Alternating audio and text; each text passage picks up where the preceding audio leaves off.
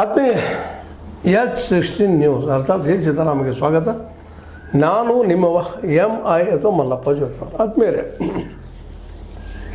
ಇತ್ತೀಚೆಗೆ ಲಕ್ಷ್ಮೀ ಹೆಬ್ಬಾಳ್ಕರ್ ಬಾಯಿಯವರು ವಿಶೇಷವಾಗಿ ಭಾಳಷ್ಟು ಸಾರ್ವಜನಿಕ ಒಂದಿಷ್ಟು ಕೆಲಸಗಳಲ್ಲಿ ತೊಡಗಿದ್ದರೂ ಸಹಿತ ಕಾಣಲು ಬರುವುದು ಕಡಿಮೆ ಆಗಿತ್ತು. ಅದು ಆಕ್ಸಿಡೆಂಟ್ ಆದಾಗಿನಿಂದ ಸ್ವಲ್ಪ ಇತ್ತೀಚೆಗೆ ಮತ್ತಷ್ಟು ಗರಿಬೆಚ್ಚಿ ತಮ್ಮ ವಿಚಾರಣೆಗಳು ಅಂಥದ್ದು, ಜೊತೆಗೆ ಜನರ ಸಮೀಪ ಹೋಗುವಂಥ ಏನೋ ಕೆಲಸಗಳನ್ನು ಮಾಡ್ತಾಯಿದ್ದಾರೆ ಅಂತ ಅನ್ನಿಸ್ತಾ ಇದೆ. ಅದರಲ್ಲೂ ಮುಖ್ಯವಾಗಿ ಇತ್ತೀಚಿನ ಒಂದು ಕಾರ್ಯಕ್ರಮದಲ್ಲಿ ಬೆಳಗಾವಿ ತಮ್ಮ ಕ್ಷೇತ್ರವನ್ನು ಅಂದರೆ ದಕ್ಷಿಣ ಬೆಳಗಾವಿಯನ್ನು ನಾನು ಅಭಿವೃದ್ಧಿಪಡಿಸ್ತೀನಿ. ಅದು ಹೇಗಪ್ಪ ಅಂತಂದ್ರೆ ನಮ್ಮ ಬಾರಾಮತಿಯನ್ನು ಯಾವ ರೀತಿಯಾಗಿ ಸ್ಥಾಪಿಸಿದಾರೋ, ಬೆಳೆಸಿದಾರೋ, ಕಟ್ಟಿದಾರೋ ನಮ್ಮ ಏನಪ್ಪ ಅಂತಂದ್ರೆ ಈ ಶರದ್ ಪವಾರ್ ಅವರು ನಮ್ಮ ಹಿರಿಯರು ಅವರ ಯಾವ ರೀತಿಯಾಗಿ ಬಾರಾಮತಿನ ಕಟ್ಟಿದಾರೋ ಹಂಗೆ ಕಟ್ತೀನಿ, ಬೆಳೆಸ್ತೀನಿ ಅನ್ನೋ ಮಾತು ಮಾತಾಡಿದ್ದಾರೆ. ಒಳ್ಳೆಯ ಆದರ್ಶ, ಒಳ್ಳೆಯ ಮಾದರಿ ಇಟ್ಟುಕೊಂಡು ಪ್ರಯತ್ನ ಮಾಡಿದ ಬೆಳೆಸಲಿ ಅನ್ನುವಂಥದ್ದು. ಮತ್ತು ರಾಜಕಾರಣದಲ್ಲಿ ಇಳಿದಿದ್ದಾರೆ. ಇವತ್ತು ರಾಜಕಾರಣ ಸ್ಪರ್ಧಾತ್ಮಕದ ಇಲ್ಲಂತಲ್ಲ, ಜೊತೆಗೆ ದುಡ್ಡಿದ್ದವರದ ಅದು ಇಲ್ಲಂತಲ್ಲ.